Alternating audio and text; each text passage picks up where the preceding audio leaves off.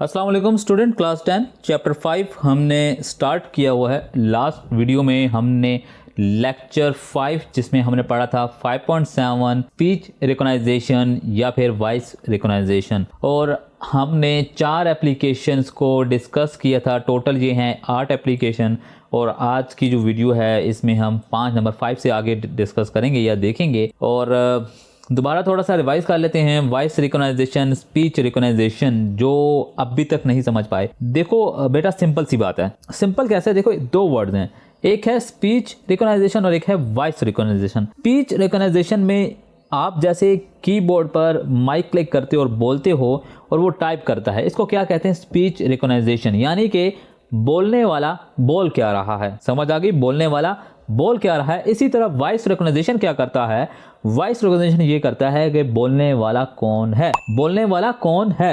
अब ये क्या मतलब कह रहा है, ये बेसिकली एक से हम टास्क परफॉर्म करते हैं, कमांड देते हैं, किससे, स्पीच रिकॉग्नाइजेशन से। जबकि वॉइस रिकॉग्नाइजेशन है, उससे हम अपनी आवाज़ या किसी की आवाज़ को पहचानने की कोशिश करते हैं कि कौन बोल रहा है ये।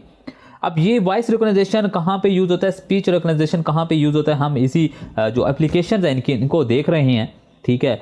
और हमारे पास जो आ रही है नंबर 5 पे, कुरान मेमोराइजेशन एप्लीकेशन। देखो अगर कुरान मेमोराइजेशन की एप्लीकेशन की बात करें, ठीक है, अब आपने मेमोराइजेशन का मतलब आपको पता है और कुरान का मतलब आपको समझ आ गया होगा। देखो अभी बहुत सारी ऐसी एप्लीकेशंस आ गई हैं जो कि गूगल प्ले स्टोर पे, ऐप स्टोर पे, और या वेबसाइट्स हैं बहुत सारी जो स्पीच रिकॉग्नाइजेशन का मेथड यूज़ करती हैं, या फिर हल्का सा कह सकते हो या टच वॉइस रिकॉग्नाइजेशन का भी इस्तेमाल करती हैं। अब ये एप्लीकेशन क्या करती हैं, देखो एप्लीकेशन क्या करती हैं। अब आपने बहुत सारी कुरान एप्लीकेशन देखी होंगी, उनमें ये होता है कि आप पढ़ते हो या फिर आप क्या करते हो, प्ले करते हो, और वो आपको पढ़ के सुनाता है कि या कैसे पढ़ा जाता है वो सिखाता है। अब कुछ रिसेंटली जो एप्लीकेशन आई हैं जिनमें थोड़ा सा एआई इन्वॉल्व है। अब एआई इन्वॉल्व होने की वजह से क्या फ़ायदा हो रहा है, अब आप की आवाज़ को वो सुनता है, यानी कि आप बोलते हो, यानी पढ़ रहे होगे और बोलोगे ना साथ में, तो वो मैच करेगा, यानी ठीक होगा। तो वो क्या, वो सारी लाइन, मिसाल के तौर पर अगर ये आप लाइन पढ़ रहे हो, आप पढ़ते जा रहे हो और आपने ये वाला वर्ड जो है गलत पढ़ लिया, वो इस वर्ड को रेड कर देगा और बाकी फिर आगे चलता जाएगा चलता जाएगा चलता जाएगा। इसी तरह जौन सा वर्ड आप गलत पढ़ रहे होगे उसको रेड करता जाएगा, या उसी वक्त आपको बताएगा कि जनाब ये इस तरह से पढ़ते हैं। अब ये कौन सी टेक्नोलॉजी है, बेसिकली यहाँ पे स्पीच रिकॉग्नाइजेशन हो रही है, यानी कि आप जो बोल रहे हैं, ठीक है, वो मैच करता है उसके साथ, ठीक है। या आप इसमें वॉइस रिकॉग्निशन का कैसे इस्तेमाल है, देखो जो मैंने बोला है उसको मैच करता है, जो लाइक किसी ने रिकॉर्ड की हुई है वॉइस उसके साथ मैच करता है, ठीक है। तो अगर वो मैच हो जाती है तो ठीक पढ़ रहा है, अगर नहीं होती मतलब कि वो गलत है। तो इस तरह की ना वो स्पीच रिकॉग्नाइजेशन और वॉइस रिकॉग्नाइजेशन का इस्तेमाल कर रहे हैं इन एप्लीकेशन में। जो पुरानी एप्लीकेशन थी वो जस्ट रीड करते थे, हम कुरान मजीद पढ़ते थे उनके ऊपर, उन एप्लीकेशन के ऊपर, या तो फिर हम जो है ना सुन लेते थे, ठीक है। तो अब जो है वो थोड़ा सा एआई का इन्वॉल्व है, जिस तरह मैंने एक्सप्लेन किया सारा।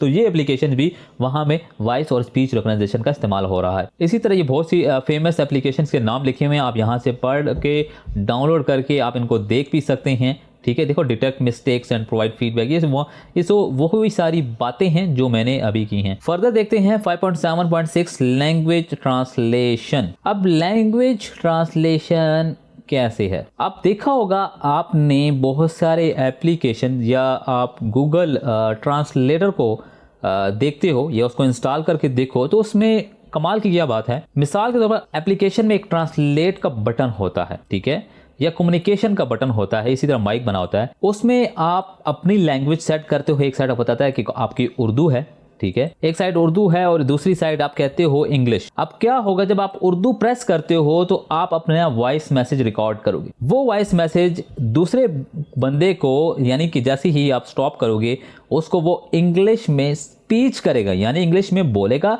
या टेक्स्ट फॉर्मेट में दिखाएगा, ठीक है। अब दूसरा बंदा जब बात करेगा वो इंग्लिश पे आप प्रेस करोगे और वो आपके लिए उर्दू में मतलब कि वो बनेगा, यानी कि वो बीच में स्पीच रिकॉग्नाइजेशन और वॉइस रिकॉग्नाइजेशन का इस्तेमाल होता है। और जो टेक्स्ट वॉइस आपकी जो स्पीच है उसी को टेक्स्ट में कन्वर्ट करते हैं, ठीक है, या फिर उसको उसी को फिर दोबारा रीड करके लाउड बताते हैं, यानी स्पीकर पे बोला जाता है।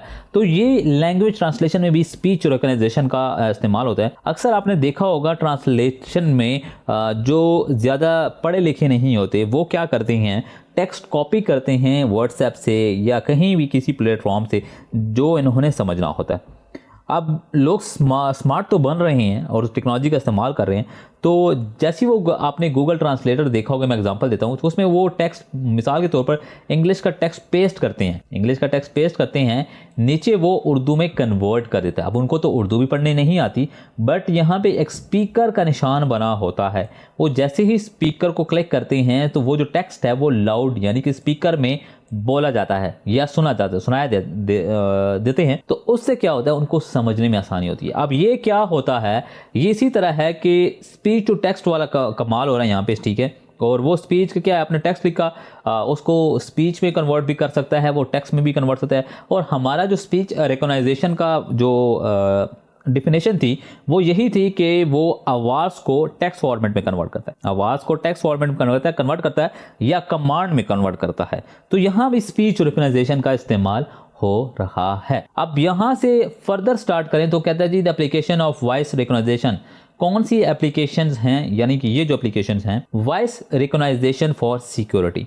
वॉइस रिकॉग्नाइजेशन की बात करें तो हमने देखो डिटेल में हम पीछे से बात करते आ रहे हैं कि वॉइस रिकॉग्नाइजेशन यूज़ होता है for biometric, for security purpose.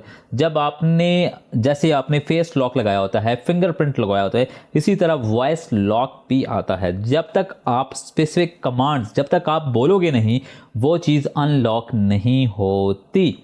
तो ये टेक्नोलॉजी जो है वो सिक्योरिटी पर्पस के लिए यूज़ होता है और डिफरेंट प्लेसेस में यूज़ होता है। हो सकता है आप डोर वॉइस लॉक वॉइस पे लगाया हो, आपने फ़ोन लगाया हो, आपके जो बैंक अकाउंट्स होते हैं वहाँ पे वॉइस रिकॉग्नाइजेशन का इस्तेमाल किया जाता है, ताकि जब उनको डाउट होता है, शक होता है, तो वो मैच करते हैं, आपकी वॉइस रिकॉग्नाइजेशन का इस्तेमाल करते हैं। बात समझ आ गई? जहाँ सिक्योरिटी होगी वहाँ पे वॉइस रिकॉग्नाइजेशन का इस्तेमाल होगा। अब आप अपने माइंड से सोचें कि आप कहाँ कहाँ वॉइस रिकॉग्नाइजेशन यूज़ कर सकते हैं और किस किस पर्पज़ के लिए यूज़ कर सकते हैं। लास्ट है criminal investigation and national security. ये भी वॉइस रिकॉग्नाइजेशन है। क्यों? Criminal investigation and national security का वर्ड बीच में आ गया है। अब ये क्या करता है, क्रिमिनल जैसे देख रहे होती हो ना, एजेंसीज होती हैं, शायद आपने मूवीज़ में देखा होगा, एजेंसीज में तो आपने देखा, मूवीज़ में होता है क्या कि लाइक कॉल पे कोई बंदा बात कर रहा है और उनके पास डायरेक्ट अलर्ट चली जाती है कि भाई ये जो आवाज़ है वो तो आपके जो डेटाबेस में जो क्रिमिनल एक्टिविटी में इन्वॉल्व था उसके साथ मैच करे। लाइक इस तरह की ना सिग्नल्स जा रहे होते हैं, अचानक से वो बंदा एक्टिव होता है और कहता है सर ये तो जो फलानी कॉल है ये तो वो वाला बंदा बात कर रहा है। अच्छा, कभी कभी होता है ना किसी कॉल को मॉनिटर कर रहे होते हैं या रैंडम किसी ना इस तरह के क्लिप्स होते हैं, शायद आपने देखे हो। तो ये वहाँ पे भी इस्तेमाल होता है क्रिमिनल इन्वेस्टिगेशन में। अगर किसी का सेल फोन आपने मॉनिटरिंग पे लगाया हुआ है, ठीक है, और आप देख रही हो कि जब ये स्पेसिफिक पर्सन इससे बात करेगा तो हम इसको ट्रैक करेंगे और इसके नंबर को हासिल करेंगे, समथिंग लाइक जो भी आप फर्दर एक्टिविटी करना चाहते हैं, तो ये वहाँ पे भी यूज़ होता है। देखो, national security agency use voice recognisation technology to identify terrorist and government spies वगैरह, ठीक होते हैं, जासूस वगैरह होते हैं। अच्छा, अब ये कैसे आइडेंटिफाई करते हैं? बेसिकली इनके पास वो वॉइस कहीं ना कहीं से उनके पास वो वॉइस आती है, यानी आवाज़ का जो एक है ना लाइक पिच होती है, उसकी आवाज़ कैसी है, तो वो उनके पास रिकॉर्ड में आता है। कहीं ना कहीं से वो कॉपी करते हैं, समथिंग लाइक कहीं से भी हासिल कर लेते हैं, तो फिर वो अपने सिस्टम में उसको डाल देते हैं ट्रैकिंग पे, और जब भी कहीं से भी कॉल या कहीं भी कुछ उनको मिलता है तो वो मैच कर लेते हैं और समथिंग ये फाइंड कर लेते हैं। मतलब समझ रहे हो ना, इस तरह की चीज़ें होती हैं। आपने अगर हॉलीवुड की मूवीज़ देखी हो, क्लिप्स देखी हो, तो उसमें ये अक्सर इस तरह की एक्टिविटीज़ हो रही होती हैं। देखो, सिंपल से था ये टॉपिक, बहुत ही सिंपल से है, दो चीज़ें हैं और दोनों चीज़ें बहुत ही सिंपल से हैं। फिर भी आपके पास आपसे या आपको समझ ना आई हो, ठीक है, तो सिंपली आप कमेंट्स में मुझसे बात कर सकते हो, मैं वहाँ पे आपको क्लियर करने की कोशिश करूँ। मेरी कोशिश ये होती है कि स्टूडेंट को मुझ तक अप्रोच करने की ज़रूरत ना पड़े। मैं अपनी लाइक सिंपल वर्डिंग रखता हूँ। मैंने क्लास 9 में कुछ लाइक मेरा पैट बताने का अंदाज सही नहीं था, पढ़ाने का अंदाज सही नहीं था, तो आई होप कि अभी मैं लाइक एक फ्रेंडली बात करता हूँ। फ्रेंडली, मैं हर टॉपिक के एंड में ये लेक्चर देता हूँ कि भाईजान आपको अगर समझ नहीं आती, ठीक है बेटा, अगर आपको समझ नहीं आती, अगर आप स्टूडेंट समझ जैसे भी हो, वट एवर आप मुझे जो भी कहते हो या मैं आपको जो भी कहता हूँ इसको इग्नोर किया करो।